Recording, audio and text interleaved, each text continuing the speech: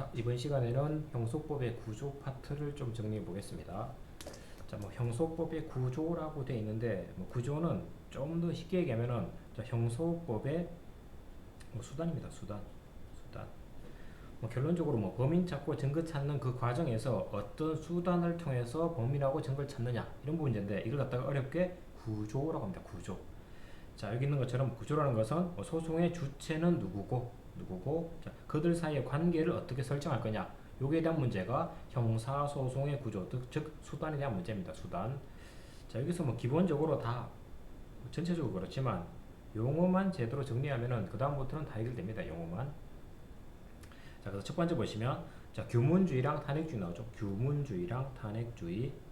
자, 차이점은 일단 소추기관하고 재판기관이 붙어 있느냐 떨어져 있느냐 이 차이입니다. 즉 내가 수사해서 내가 재판하면은 그걸 가지고 규문주의를 하고, 그다음에 재판기관하고 소추기관이 분리되어 있으면 이걸 탄핵주의라고 합니다. 기본적으로. 그래서 우리로 따지면 조선시대 이때 한 마을에 있는 사또가 자기가 조사하고 자기가 재판했죠. 이런 것들이 규문주의. 자, 다음에 이런 식으로 하다 보니까 내가 조사한 걸 내가 재판하다 보니까 조사 과정에 오류가 수정이 안 되죠. 그러니까 조사는 A가 하고 판단은 B가 해. 자, 이렇게 분리시키는 게 탄핵주의입니다. 탄핵주의.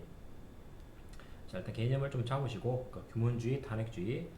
자, 다음 밑에 보시면 내용 보시면은, 일단 규문주의, 탄핵주의 가장 큰 차이점은 불고 분리 원칙의 적용 여부 문제입니다. 요것도 이제 어려운 말인데, 즉 수사기관이 고하지 않으면은 분리 판단할 수 없다는 원칙입니다. 즉 내가 고하면은 고한 부분에 대해서만 너는 판단해. 이게 불고 분리 원칙입니다.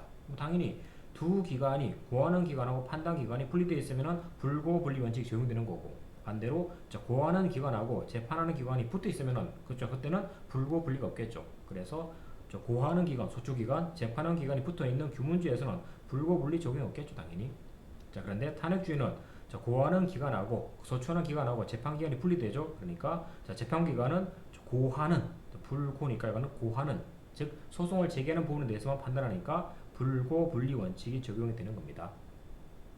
자, 그리고 규문주의는 결론적으로 내가 조사하고 내가 재판하니까 그냥 피고인은 조사의 객체면서 판단의 대상에 불과합니다. 그리고 내가 조사하고 내가 재판하니까 혼자 다 하겠지. 그러니까 일반적으로 비밀주의, 나 혼자 다 안다, 직권주의, 아니면 종이 가지고 혼자 본다, 서면주의, 아니면 법에서 나온 증거만 가지고 판단한다, 법정 증거주의, 이런 것들하고 일단 잘 어울립니다. 일반적으로. 근데 탄핵주의는 당연히 소추기관이 탄핵하면 법관 앞에 가서 둘이 싸우는 거죠. 그러니까 피고인도 소송의 주체가 될 수 있는 겁니다. 그러니까 이거는 나중에 당사자주의랑 어울리겠죠.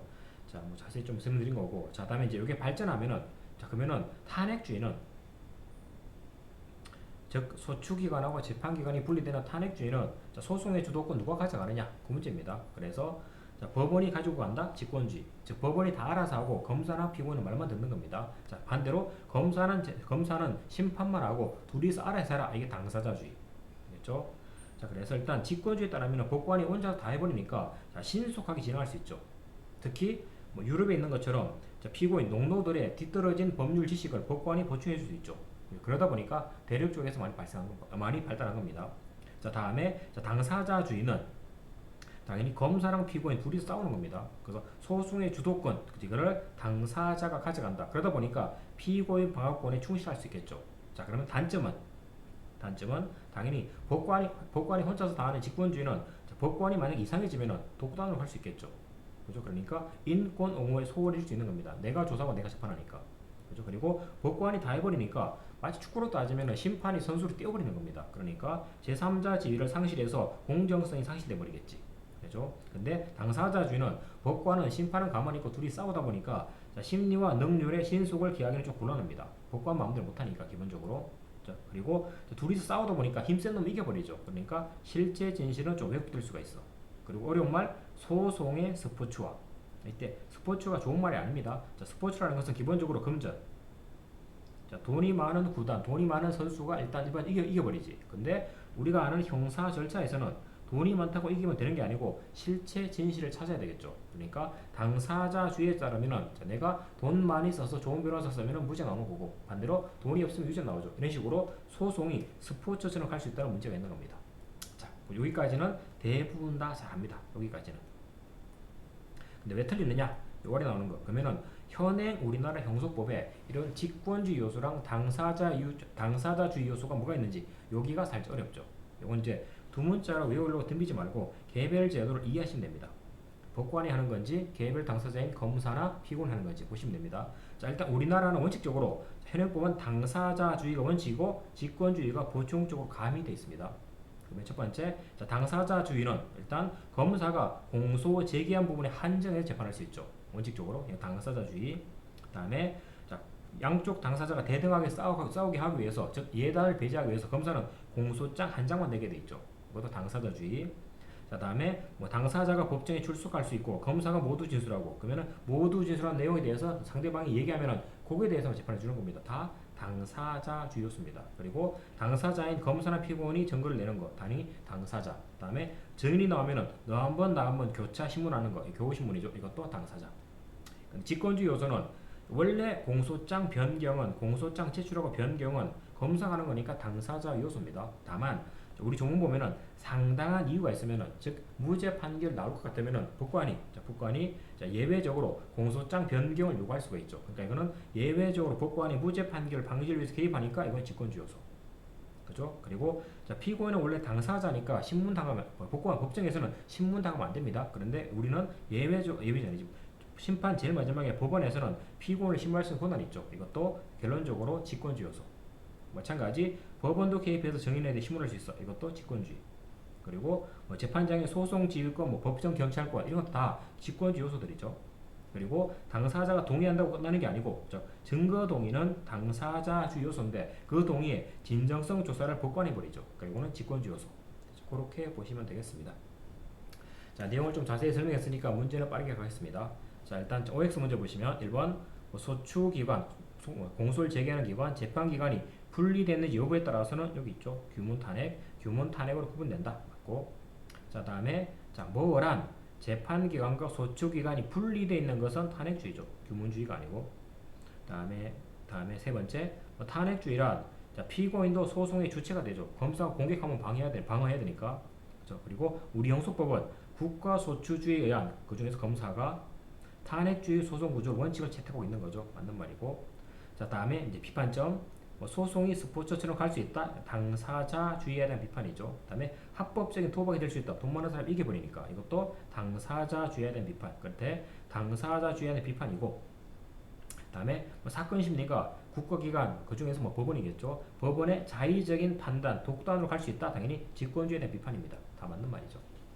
자, 다음에 이제 현행법. 자, 증인에게 하는 교우신문, 너 한 번 나 한 번 하는 거니까 당연히 이거는 직권주의가 아니고 당사자주의 요소.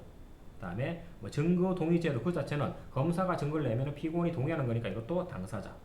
다만 아까 봤듯이 증거 동의에 대한 진정성 조사는 법원이 하니까 요거는 직권주의 요소입니다. 요거 반대로 잘못됐고. 자, 다음에 피고인은 당사자가 되면 신문 안 받죠. 근데 신문 받게 되니까 이거는 직권주의 요소. 다음에 예외적인 법원의 공소장 변경 요구제도, 이것도 직권주의 요소. 여기서 주의할 것은 공소장 변경 제도는 검사가 하는 거니까 이거는 당사자주의 요소입니다. 되겠죠? 그래서 직권주의 요소다 라고 했으니까 반대로 가야 되겠죠. 이것도. 자, 넘어가시고. 자, 다음 키워드. 자, 첫 번째 보시면 소추기관, 재판기관 분리되지 않고, 자, 내가 수사하고 내가 재판해. 그죠? 그리고 법원은 소추, 재판 모두 행사하는 거, 이게 바로 규문주의죠. 규문주의. 자, 다음에 두 번째. 자, 뭐해서 법원은 검사가 공소를 제기하지 않으면 심판할 수 없다. 불고불리 적용되는 거, 이거 탄핵주의죠. 탄핵주의. 자, 다음에 9번. 자, 현행 형소법은 공소는 검사가 제기해서 수행한다 라고 되어 있는데 이거는 국가소추주의에 의한 당연히 이거는 결론적으로 탄핵주의. 자, 탄핵주의 소송 구조를 취한다고 볼 수 있는 겁니다. 당연히. 자, 다음에 10번. 자, 법원에서 소송의 주도적 지위를 인정해서 법원의 직권으로 심리를 진행하는 구조는 당연히 직권주의. 다음에 11번. 소송 구조에서는 재판 지연을 방지해서 능률적이고 신속한 재판이 가능한 장점이 있는 것은 이거는 직권주의죠. 법관이 자기 마음대로 할 수 있으니까. 됐죠? 그런데 모성 구조 하에서는 당사자의 열의와 능력에 의해서 승패가 좌우되어서 합법적 도박을 초래할 우려가 있다. 또 소송이 스포츠처럼 갈 수 있다. 이거는 당연히 당사자주의에 대한 비판이죠. 요거는 아마 틀리게 되면은 용어 자체에서 오류가 있는 거고 아니면은 현행법에서 어떤 제도가 있는지 요 두 가지만 좀 주의하시면 됩니다. 그래서 자 이제 마지막 자 사지선다 문제 보시면 자 형소법상 자 당사자주의 요소랑 거리가 먼 것은 뭐 결론적으로 직권주의 찾아서 빼버리면 되는 거죠. 그래서 하나씩 보시면 자 검사는 법원의 허가를 얻어서 공소장 기재한 사실 적용 법조 추가 철회 변경할 수 있다. 검사의 공소장 변경 제도 등이 당사자주의 요소죠. 그리고 이 경우 법원은 동일성 내라면 허가해야 되는 거고 다 당사자주의 요소입니다. 두 번째 피고인이 공판기일에 출석하지 않으면 특별한 사정이 없으면 당사자 방어권이 보장 안 되니까 재판을 못 하죠. 그러니까 이것도 당사자주의 요소.